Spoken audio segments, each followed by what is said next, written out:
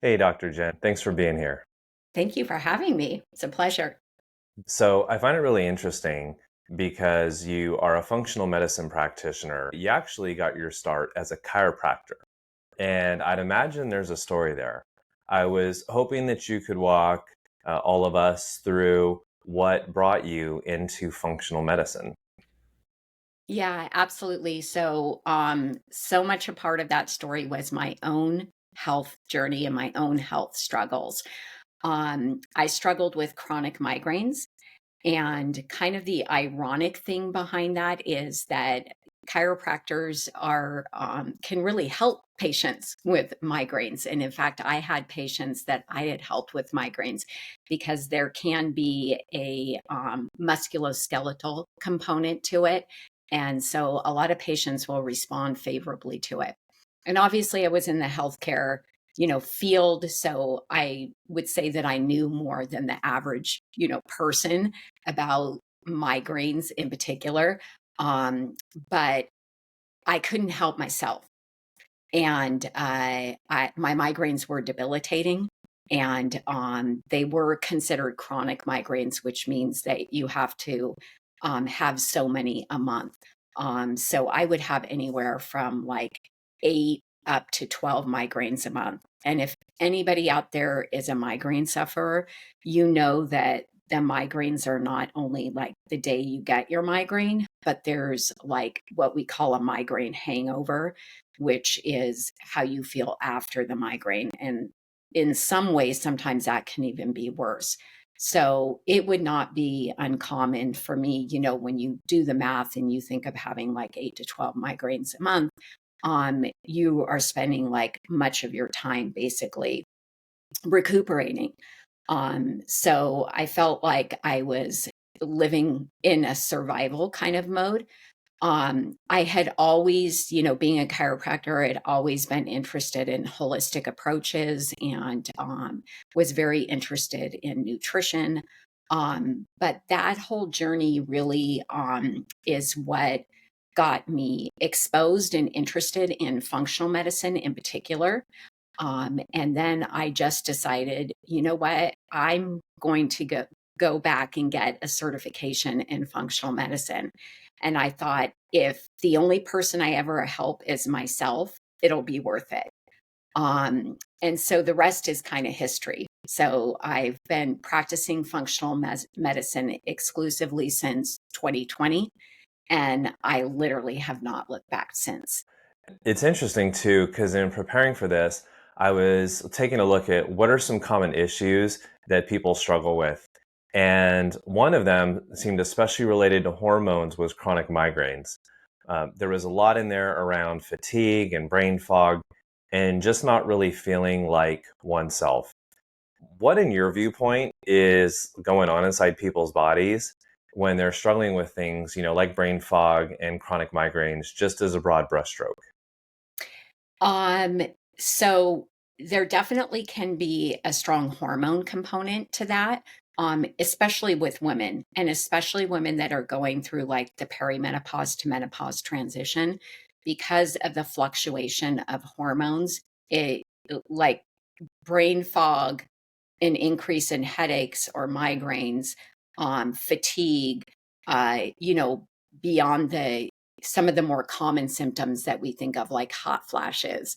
But there, these other symptoms can definitely be connected to the change in hormones. Um, and hormones, by the way, are not just our sex hormones. So we commonly think of, estrogen, progesterone, testosterone, but we also have adrenal hormones, which are DHEA and cortisol. And then, not to mention like insulin and sugar regulation, that also can impact our hormones. And there's other things that can impact our hormones as well, such as our gut health. There's a lot of fear around HRT, hormone replacement therapy. And a lot of that had to do with what was called the Women's Health Initiative study, which was done many, many years ago. And that study was originally done because they wanted to understand the aging population and how that was going to impact Medicare and just the cost on our healthcare industry in general. And so they did this study and they were hoping to find out all the positive results of it.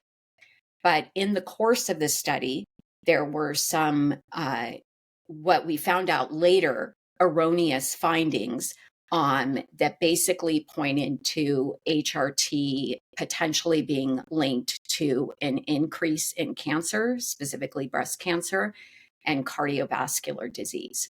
Um, Soon after they did this study and these results came out, they actually like retracted it and debunked it because there were a lot of problems involved within the study. And then they came back and said, oh, actually, we got this wrong. And it actually looks like the HRT, it can be protective. But what had happened is the train had already left the station. And since that time, like even today, and we're just starting to see, I feel like we're living in a bit of a hormone revolution because we're just starting to see more and more come out, like even in the mainstream media, about the potential benefits of HRT. But that dark cloud around that study, the Women's Health Initiative study, really has lived over us for a long time. And I think what has made me so sad about it is that it has taken like the conversation away from women to know that they have options. And I always tell my female patients, like, I I'm not trying I am here always to be like an advocate and a coach and to help you understand what your choices are. So the decision should be more about empowerment and really understanding what the studies do say and what the benefits are. And then if you have any like personal risk factors or, health conditions or worries, those should be things that you are looking at personally with somebody that is like a hormone literate practitioner. In doing research, kind of preparing for this, that was one thing that seemed like it came up a lot was that there's a lot of women who are feeling unheard or gaslit by their primary care physician because they go in, they talk about all this stuff, maybe some tests are run, and they say, all your labs came back normal. Um, could you sort of share for us what your thoughts are around that and what's possibly going on? Like, what are the tests missing? What are those primary care physicians not taking into account? Yeah. And, I think that this is true not only for, a woman going through perimenopause, menopause, but this is the common theme that I hear in general, like with any patient that comes through my doors.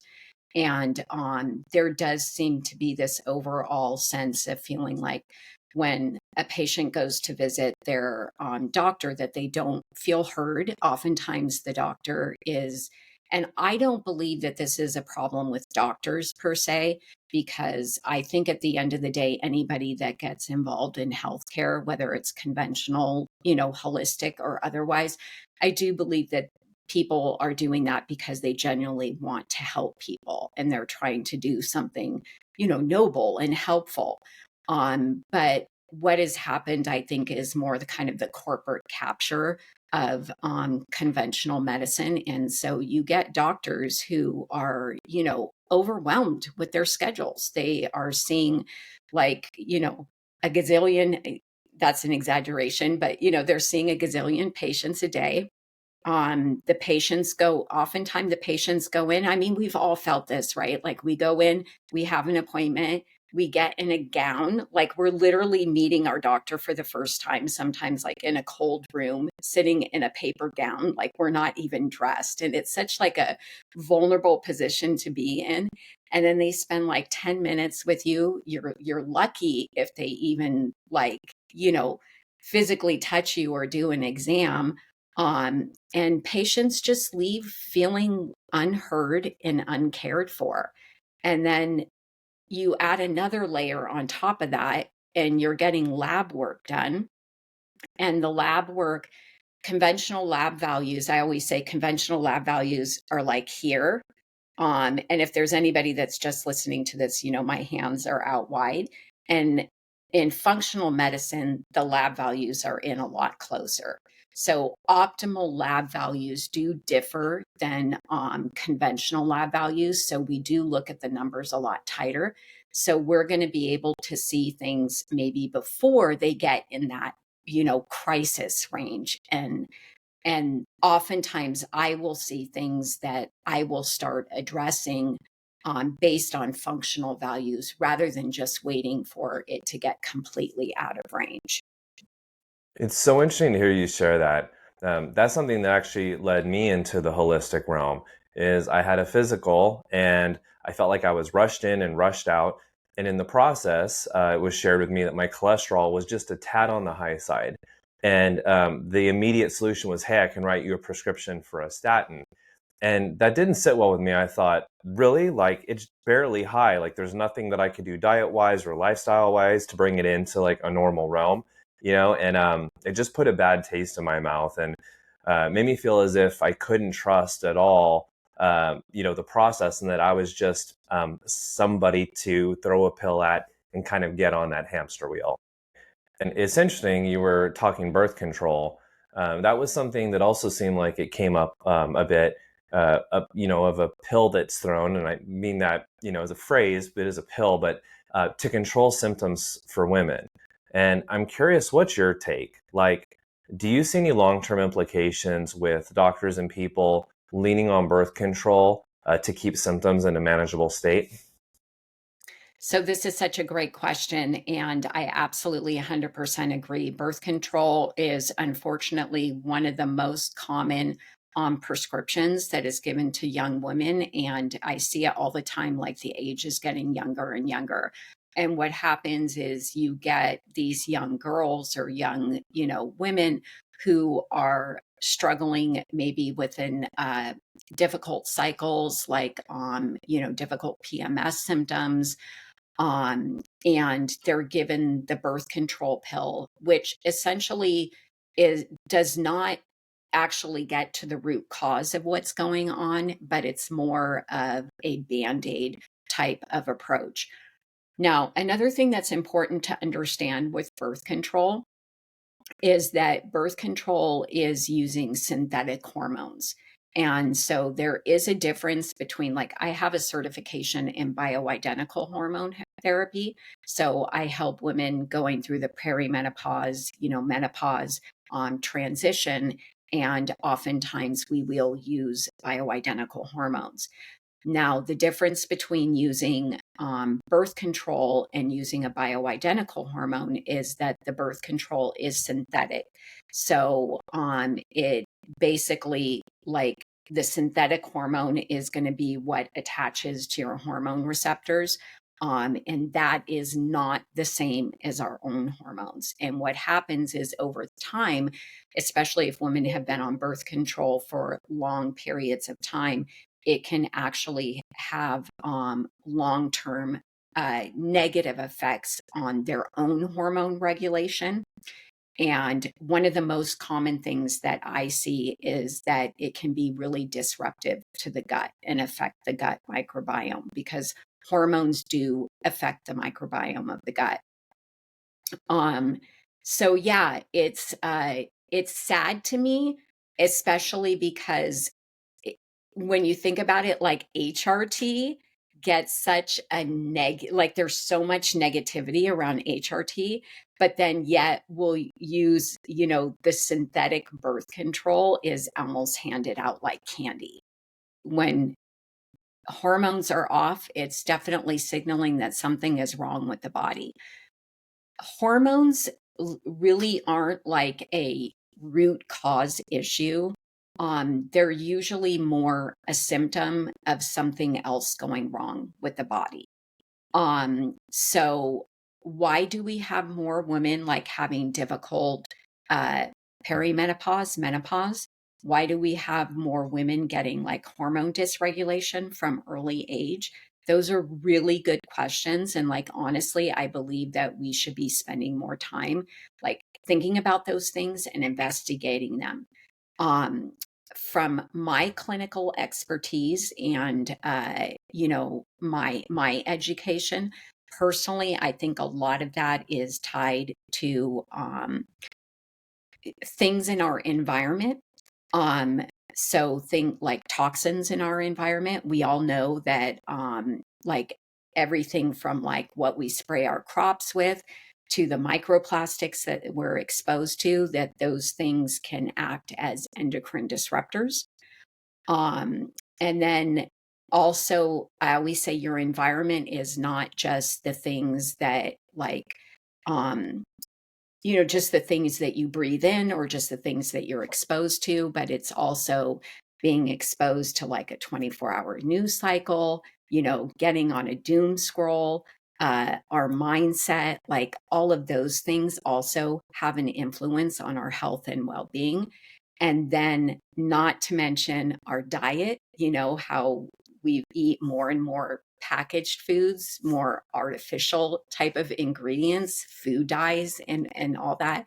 So what happens is like you kind of like start throwing all that stuff into our like a hypothetical bucket, and there's only so many things that we can kind of like throw into that bucket Yeah. until what ends up eventually happening is the bucket starts overflowing. And our body is constantly trying to maintain homeostasis. Like health is not something that's static. It's normal for there to be kind of like these shifts in your body to be able to adapt to them. But what happens is that that bucket is really overloaded. It's going to have a much harder time. And then you're going to get these much, if you think of a teeter totter, that it's going to get really imbalanced. And then that's when you get all these signs and symptoms. That's a great analogy. I never thought about it that way, but it's only like the body can only handle so much, and then it just gets to a point of then just getting overwhelmed. What are a couple of red flags when we're thinking about symptoms that are indicating that something else is at play? Can you maybe just share 2 or 3 red flags that you see a lot in your practice? So, definitely eh, fatigue, like just feeling like a loss of energy, a loss of vitality. With that comes like a loss of motivation. Dysregulated mood, like just feeling like you feel more irritable, more anxious, or even just a low mood. Um, and a brain fog. Like those are some of the biggest things. And especially this, I think, is particularly applicable for women going through that perimenopause menopause shift, because they'll just think like, oh, this is just like normal. I just need to get used to this. And it's interesting that you share that, especially around women. I have a feeling my wife would come in here and share that I must be going through some hormonal changes because all of those things are things that I struggle with. So obviously, this applies to both women and men. But a couple of times, Dr. Jen, you've mentioned gut health. And so I was hoping to explore that a little bit because it seems like when I was reading through your website and some of the blog posts that you've done, the gut health is very closely linked to almost every condition that you treat. What are some like gut related issues that are going on that people don't realize, symptom wise that are popping up? And just what are some common issues that we should look for? So, yeah, gut health is central. And you don't have to, you just, anybody just out there, if you're listening, you probably have, seen a lot of gut health in the current like literature coming out and in mainstream, news media. You do a Google search on gut health and you're going to be able to find all kinds of information. I remember back in the day, because I've been, practicing as a chiropractor since 1997. So, back when we had a horse and buggy. Um, but, but I remember the day when like this kind of conversation, or you brought up the word leaky gut, and you'd almost get laughed out of the room. And now that's becoming, a, a discussion that's even is relevant, like within the conventional medicine world, depending who you talk to, of course. Um, but gut health is central, and there's the gut brain axis, and that because of that axis, the way your brain function has a lot to do with your gut health. So everything from like some of those symptoms that we talked about, like brain fog, and mood dysregulation issues, so low mood, anxiety, even children who have issues like with ADHD, like that there can be a gut health component to that. And with leaky gut, and leaky gut basically just means that the lining in your gut has been damaged enough that the intestinal wall is more permeable. So technically it's called increased intestinal permeability. And when that happens, you can have toxins, you can have food particles that leak through. And then what they do is they cause a inflammatory or even an autoimmune type of response. So with that, you can get autoimmune conditions. So something I see a lot of in my practice is something called Hashimoto's, which is an autoimmune thyroid condition. But it can also show up as skin conditions like eczema or psoriasis. And then, of course, not to mention like gut symptoms themselves, like bloating or difficulty with bowels, whether that's constipation or diarrhea or a fluctuation between the both.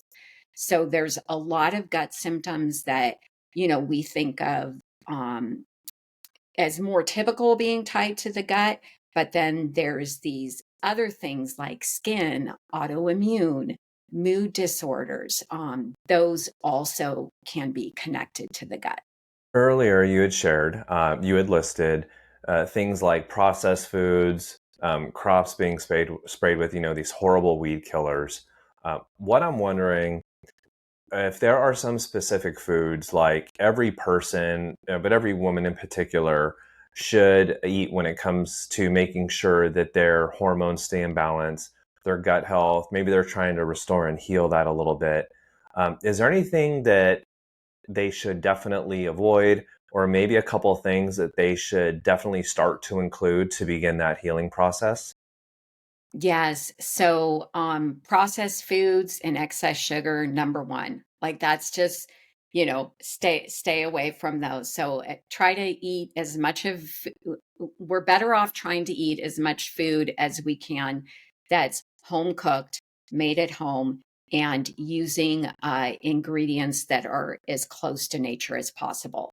Now, that doesn't mean that we can never, get the help with, something from a box, but it's really important to just make sure that we're paying attention to ingredients. And if you see a bunch of things on there that you can't pronounce or you don't know what it is, that it's probably not the best option. And this is something that's commonly talked about, but to shop the perimeter of the grocery store, that's usually where you're going to find your best whole types of foods. Um, so number one, stay away from the crap and try to eat, whole foods as much as possible. I always say that this isn't about being perfect, because I think being perfect can actually, trying to be perfect can cause stress. And then that stress can outweigh, the benefits that we're trying to get. So look at, what you're doing about 80% of the time. Um, and as far as foods to eat that are particularly helpful for gut health are going to be prebiotic foods. So prebiotic foods are going to feed the helpful bacteria, which is, the good bacteria in our microbiome. And that's basically fiber. So fruits, vegetables, uh, whole grains, um, those are all going to be good for healthy fiber. Seeds are also good. So flaxseed in particular, chia seeds, um, and then fermented foods, which is how we get our probiotics. So you want to think of things like plain Greek yogurt, kefir is good, sauerkraut is good, kimchi is good, fermented pickles, fermented olives. Those are all good examples of getting probiotics in through your diet. So you want to think you want the good bacteria, excuse me, and then you want to support the good bacteria. They need food in order to eat. So if you're not getting in prebiotic food, then they're not going to be able to eat and they won't survive. No, it's great tips, and that makes a lot of sense. Um, I think that's something that a lot of people struggle with is this sort of question around what's healthy, what's good to eat, because a lot of, for example, box options are listed as Yeah. whole grain or low fat, or Yeah. there's a lot of this sort of repackaging unhealthy things to make them appear healthy. Um, it, if I'm going to the grocery store and I'm looking at the box, um, what are a couple of things I should say in general that if I see it on the box, I should say, probably not a good idea? An example that comes to mind for me, and I'm not an expert like you, but what I hear a lot are like seed oils. So I Yes. don't know if you agree with that, but like, what are a couple of things that you look for where if you're sort of doing this pyramid of like, okay, definitely avoid this, do not eat this, this will like, you might as well be drinking a little bit of bleach or something, all the way down Yeah. to, okay, it's not ideal, but every once in a while, it's not going to hurt you. If you could just maybe shed some light for me on that. Yeah, so it's such a good question, and you definitely hit it out of the park with the seed oils. So, and I do a lot of blood work in my practice, just testing in general. That's at the heart of functional medicine. And so one of the tests that I will commonly run is an omega check, which is basically looking at omega 3 and omega 6 fatty acids. And it's probably one of the most common imbalances that I see in my practice. And I see people who have low omega 3s and then high omega 6s. And so the omega 6s are pro inflammatory when they're high. It's like omega 6s aren't necessarily bad, but when they're out of relationship with our omega 3 and our omega 6s, that's when they can become inflammatory. And because of the amount of seed oils that we use, most people don't get enough omega 3s and they get too much omega 6s. And what that does is it predisposes you to inflammation. And I'm sure most of your viewers out there know, but just in case, if not, inflammation really is at the heart of disease. Like they say, if you're going to follow like things downstream far enough, that it's usually going to go back to inflammation, that there was some type of an inflammatory process. So, um, try, using our diet in a way that is going to minimize the effects of inflammation is so important, because at the end of the day, one of the things that we do the most is, eat and put food into our body. So it has a huge impact on our health. So seed oils are going to be high up there. Sugar is also going to be high up there. We know that we are living in a day and time where we're seeing diabetes becoming rampant. We're seeing more and more children with, pre-diabetic or diabetic. And a lot of that is because we're getting too much sugar in our diet. And so things like corn syrup, any type of sugar. If you're going to use sugar, I always say you want to try and stick to like a pure maple syrup or a raw honey.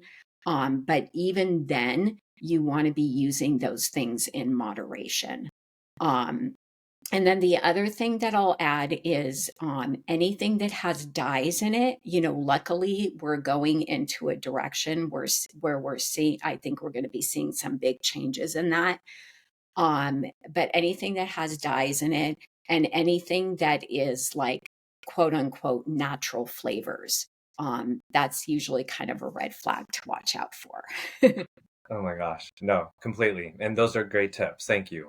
Um, Yeah, it's a lot of this stuff, it doesn't have to be super complicated. It's just like common sense. And so I think that we can make the diet discussion so complicated. And don't get me wrong, like there are individual factors that maybe need to be assessed, like whether somebody has a gluten sensitivity or a dairy sensitivity. And those should all be like dialed out, I think, with somebody on a personal level. But as far as like, the average person, if you want to improve your diet, like you don't need to do like these extreme, elimination diets or anything, especially like out the gate. Like just start with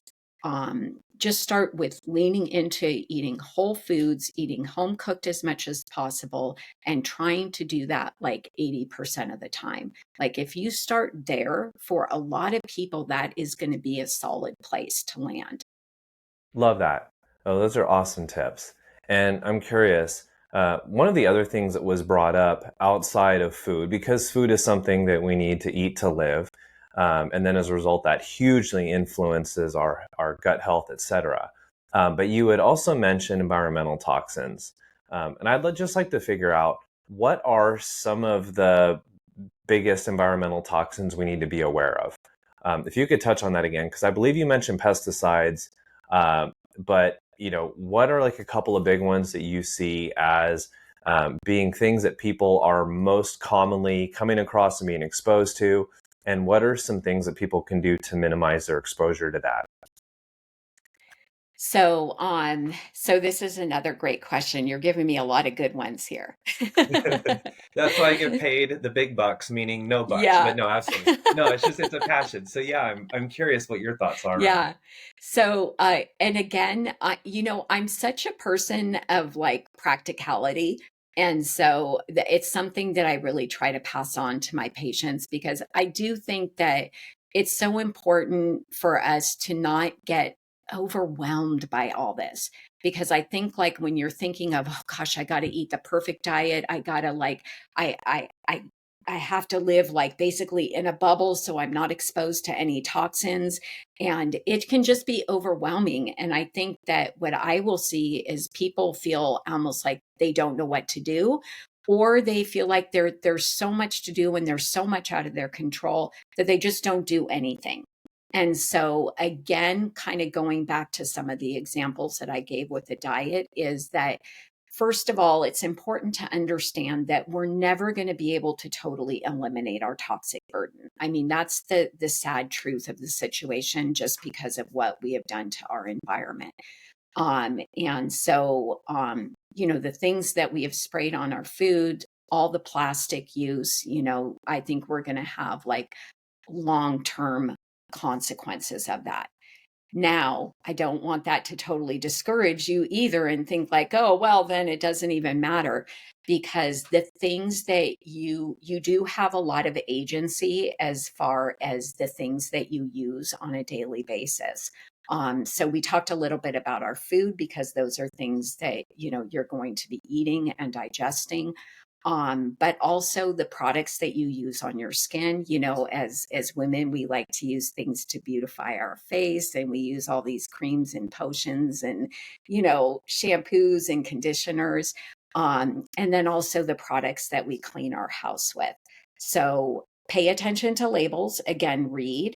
And you want to try and use things that have the most natural ingredients as possible. So again, if there's a bunch of chemicals and there's things that you can't pronounce, it's probably not a good product. The ingredients that I will in particular tell, working with a lot of women and hormones, there's three key ingredients that I'll usually draw their attention to. One is BPA. A lot of us are familiar with that. We see a lot of BPA free water bottles and things of that nature. Use like a stainless steel, cup to drink your water out of, but really try to minimize your use of plastics. Definitely don't put your food in the microwave in a plastic container. Like, we did so much of that in the 80s and 90s. God knows what we did to ourselves. But yeah, put your food in a glass bowl, a ceramic bowl, try and get away from using plastics as much as possible. And then parabens is a specific ingredient, and phthalates is another ingredient. And those two are some of the most like potential endocrine disrupting. So I'll usually say make sure to, like, especially with your beauty products, skincare products, look at the labels and try to avoid those ingredients in particular. I think sometimes we forget that the skin is like one of our biggest organs. Yeah. And Yeah. yeah, that it's interesting. I used to have scented candles everywhere, and then Yeah. was I reading about know. how toxic that was. So that all went. Yes. And I know. I like your approach, Dr. Jen, because it's incremental and approachable instead of this Yes. radical shift that then feels like my life went from all these things I could kind of enjoy or not have to think about. Um, but it's true, if we just honor ourselves with a couple of small changes, not only is that sustainable, but then it really gives our body a bit of a break, and it can try to work back towards homeostasis. Yes. And I'm going to tell you, I see it all the time, like with my patients, that if you give them a few things to focus on, it really, like, the body really does grab onto it.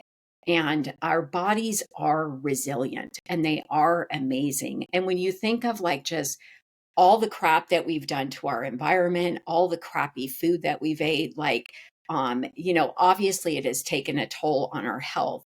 But when you think about all that stuff, like, we are still here, like, walking around. We haven't, brought ourselves to extinction. So the body does have an amazing resilience. It does have an innate wisdom and ability to heal.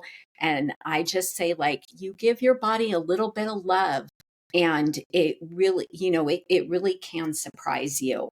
And so focusing on like a couple of things at a time and then building from there, I think is the most strategic way to make long lasting changes in your health that are going to be sustainable. Because otherwise, we try and go like all in, and then what happens? Like, people get burnt out after, a week or, a couple of weeks or whatever. So you want to be able to do things that are sustainable. Speaking of sustainability, um, and quick fixes, one of the biggest searches was around stubborn weight loss and Oh, people feeling like they'll lose 10 pounds and then put 15 pounds on, and then lose 5 yeah. pounds and put 10 pounds on. And one of the biggest searches was best supplements for natural weight loss. So again, we're back to that.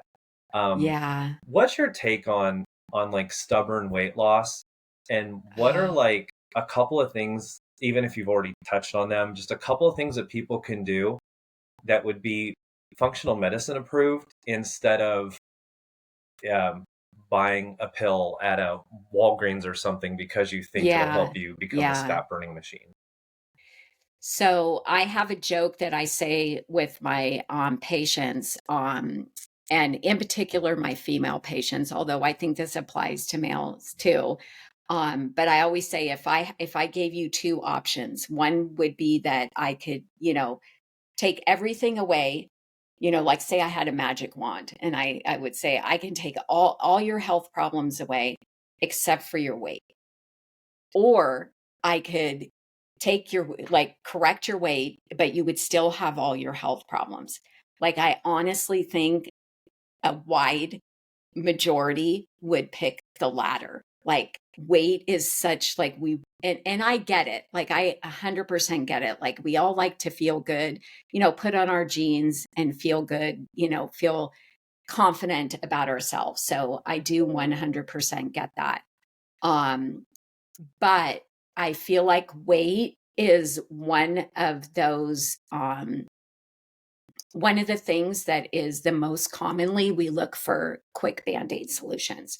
And so we're seeing that like with the GLP-1 medications, right?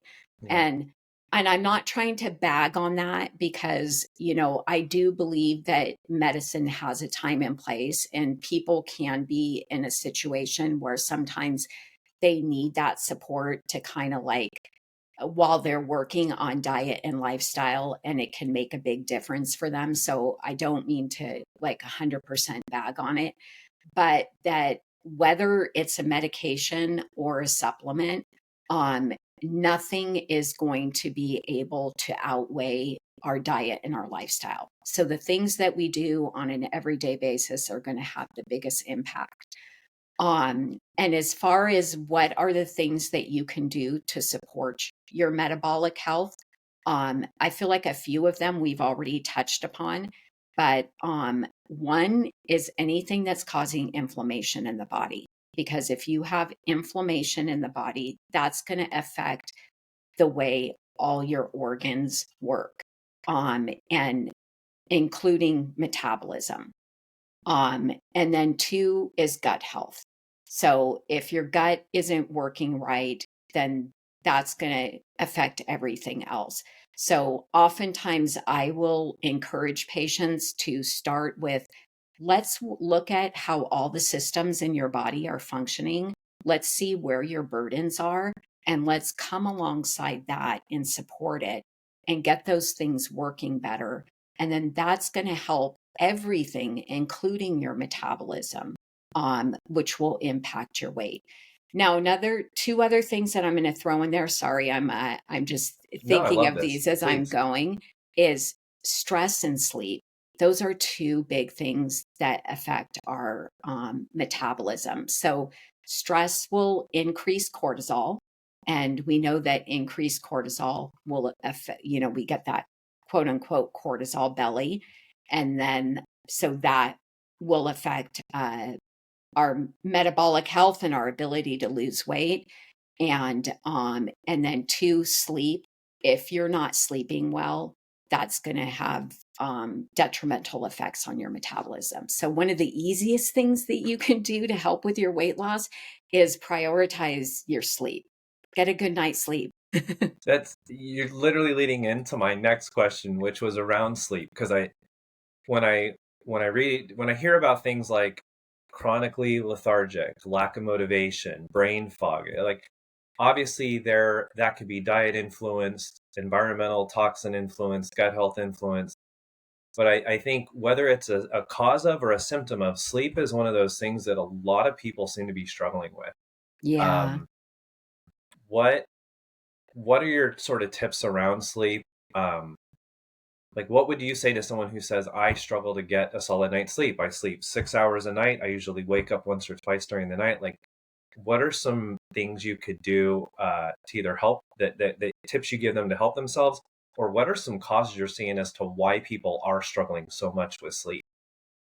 So usually if there's a sleep issue, it means the circadian rhythm is usually dysregulated. So you're probably having your cortisol is coming up at the wrong time, and so you're waking up at night and then you're not able to sleep. So number one is working on circadian rhythm regulation. So you want to think about having like a good bedtime routine. And most of us kind of naturally go there. Like we think, okay, an hour before bed, let's turn off devices. Let's do things that will basically signal to the body that it's time to unwind and prepare your nervous system for rest. So, good practices with that are like, maybe a yoga routine, maybe a stretching routine, some reading, preferably not on a screen, journaling, deep breathing exercises, like drinking herbal teas. Those are all like wonderful. And I always say, like, your bedtime routine doesn't have to look the same as everybody else's. Like, you want to find something that works for you, things that make you feel calm. So that's one, is having a good, and it doesn't have to be an hour. Like, if you just think like, oh my gosh, I'm not going to like set aside an hour before bed, like literally start with 15 minutes. Like, just like baby step yourself there. But also, how we sleep is influenced by how we wake up. So when you wake up, you want to make sure that you're getting light exposure. So if you live, like, I'm in Connecticut, we have a ton of trees here and our house is facing north. So, I have to make sure I open up all the curtains. If it's still dark out, you may want to turn on overhead lights. Anything that's going to help basically signal to your brain that it's time to wake up, so that hopefully come nighttime, in that natural circadian cycle that we have, your body will know that it's time to go to sleep. I'm a big fan of starting off your day with hydration, and you can get some electrolytes in there, and that's really good for adrenal support. And our adrenals are part of our what's called our HPA axis, which is hypothalamus, pituitary, and adrenal gland, and that's is connected with our circadian rhythm. So getting some electrolytes in the morning can actually support that. So getting in hydration, getting in light, and getting in a little bit of movement in the morning. Like, those are good ways to kind of signal to your body, like, hey, it's morning time. And so you want to support your body in the front half of the day, and you want to support your body in the latter half of the day. And then what I'll say thirdly, if I haven't overwhelmed you enough, is to try to add in some light exposure, like in the middle of the day. And the big thing with getting light exposure is it helps orient our brain to where we are at in the day. Because we spend more time indoors, and, back in the day, we were living like, outside, like, sleeping in caves and whatever. And so our body was very oriented to the time of day that we were in. But with artificial light and everything, it can almost make it confusing for our body. And so that dysregulates our circadian rhythm. If our circadian rhythm is dysregulated, then that's going to impact our sleep cycle. That makes total sense. And as you're talking, I mean, these are great tips. I'm thinking of the average person who wakes up and they beeline it to the coffee maker. Yeah. And then Yeah. they hit a crash in the afternoon and they beeline it back to more coffee. Yeah. And don't turn on the lights. I'm Yeah. still waking up. Yeah. What thoughts or tips do you have around people who can't live without their daily cup or 3 cups, whatever, of coffee, as it relates to So, sleep and hormonal health and all that? yeah, so definitely cutting out coffee in the PM hours, for sure. Like, if you're struggling with sleep, coffee in the PM hours is not going to be doing you any favors. And then the other thing I'll add is alcohol. Like, alcohol may help you fall asleep initially, but it tends to dysregulate the sleep cycle. So alcohol and caffeine aren't doing you any favors.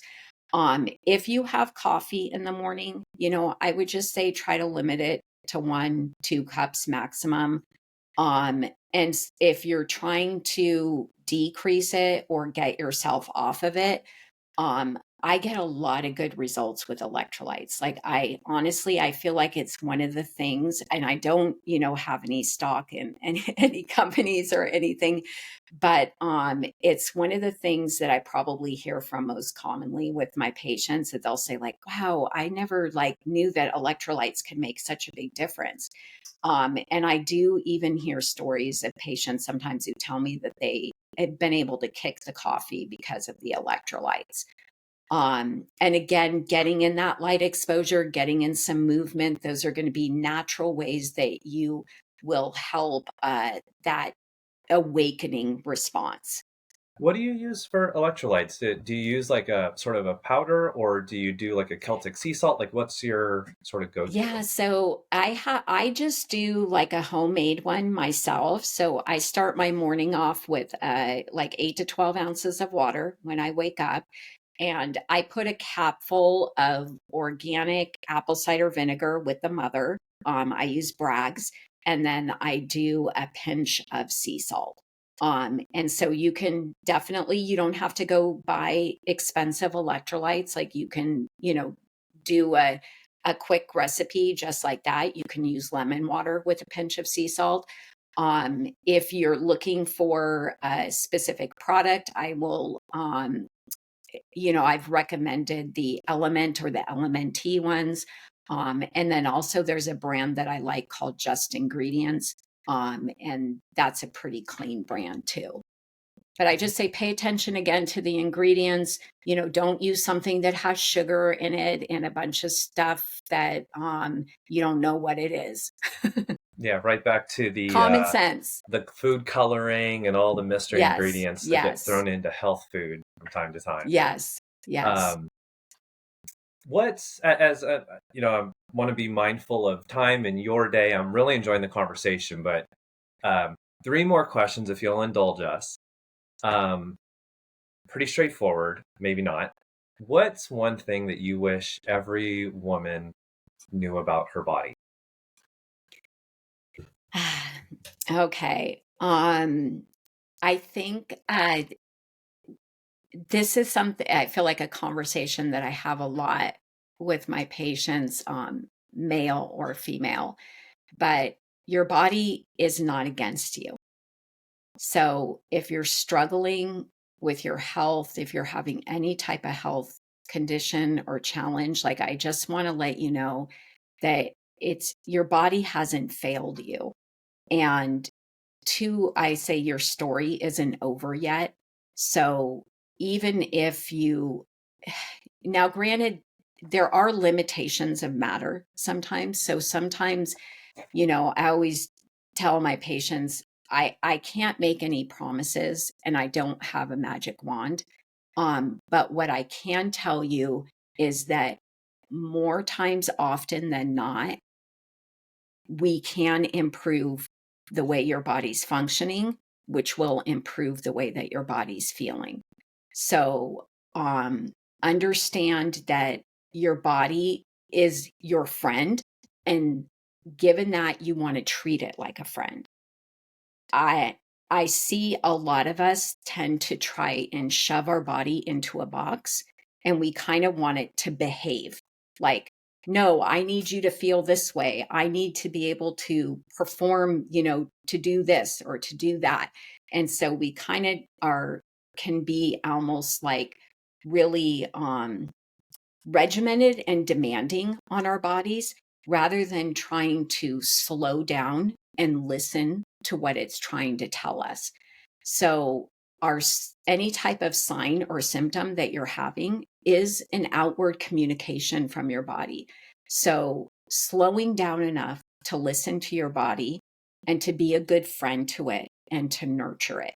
And what I see the most of us need, and especially the females in our practice, in my practice, is that they don't slow down enough and they don't prioritize their own self care. Sometimes we're so busy, like, especially as women, taking care of the family, trying to, like, be it all, do it all, wear the Wonder Woman cape or whatever. And we're not actually taking care of ourselves. Um, and not to sound like a bumper sticker, but if you can't pour from an empty vessel. So if you're not prioritizing your own health and well-being, guess what? That means at the end of the day, you're going to have less to give. And eventually you will like you something will break. And what I see that most commonly is in that perimenopause menopause transition, because the hormone shift that happens during that time, if women are already kind of depleted and running on fumes, like that just throws them over the top. I like it doesn't sound like a bumper sticker, but it should be one. Yeah. You can't pour from an empty vessel. That's a huge one. Yeah, it's not so that's not, it's a quote, I think it comes from a woman named Eleanor Brown, but it's one of my favorite quotes. No, Yeah. it's a great one. That's a great one. Yeah. Um, And it's good for men and women alike. it is. It is.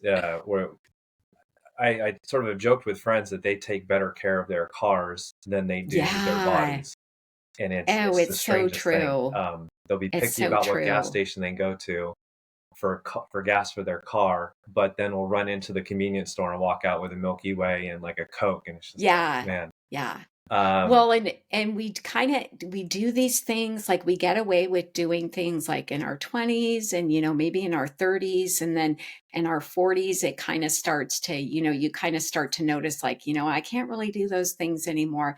And then definitely, I'm in my 50s, so I always say, I remember, when I used to go to sleep, I just would go to sleep. I would just go to bed and go to sleep. I may or may not brush my teeth, I just went to sleep. And now it's like a whole routine. I have to wash my face. I have to, I use bioidenticals. So I put on my bioidenticals. I take some supplements that help me with sleep. I have a bedtime routine that I do. But this is the thing, that health does require our intention and some work, because let's face it, we're not living in the Garden of Eden. And so it does require some work and some attention. But I will always say that, what's harder than that is not feeling well, like not being healthy.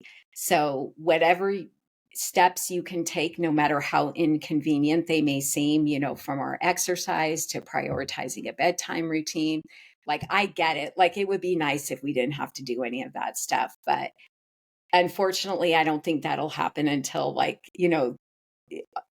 the other side of this life. But until then, those practices really can help us function better and feel better. And in the long run, the amount of work that they take is so much better than feeling crappy and feeling like you have no energy and you can't think and you can't focus. And, because we all want to be able to, as we age, especially, I think, do the things that we love and, spend time with our grandkids or be out in nature, like, whatever is your thing, like we want to be able to do those things. yeah. What's your why for sticking with this versus aging in a not so great way, and then seeing where you go on vacation, you can't do things, or you can't play with grandkids, as you said. Yeah, Yeah. that's a huge one. I've really enjoyed our time together, and I'd imagine there's a lot of people who are listening to this or watching this who have picked up on a couple of things that you said, and either for themselves or somebody that they love, whether that be a friend, a family member, coworker, whatever, are like, oh my gosh, like you should listen to this. You should connect with Dr. Jen. You've been struggling with these things. How can people follow you? How can people get a hold of you? Could you share anything along those lines? Yeah, I think the best way to learn more about me or get in touch with me is my website, which is hopehealthwellness.com. I do have a free resources section on there as well. So I got a lot of goodies on there that people can grab right away. I A long time ago I used to have an Instagram account, but it actually like overwhelmed me, so I got rid of it. But I do have a Facebook. So, like I said, I'm in my 50s, so that Facebook tends to, I think, be more people of our generation tend to use it. So I do have a presence on there. And then I do have a blog, and that's on my website as well. Awesome, awesome. Hope Health Wellness. Hopehealthwellness.com. Yeah. .com. Love it, love it. Yeah. Well, Yeah. thanks, Dr. Jen. It's really been amazing talking with you. It was my Hopefully, at some pleasure. point, we can have you back again. I'd love to And just anytime. really grateful for your time.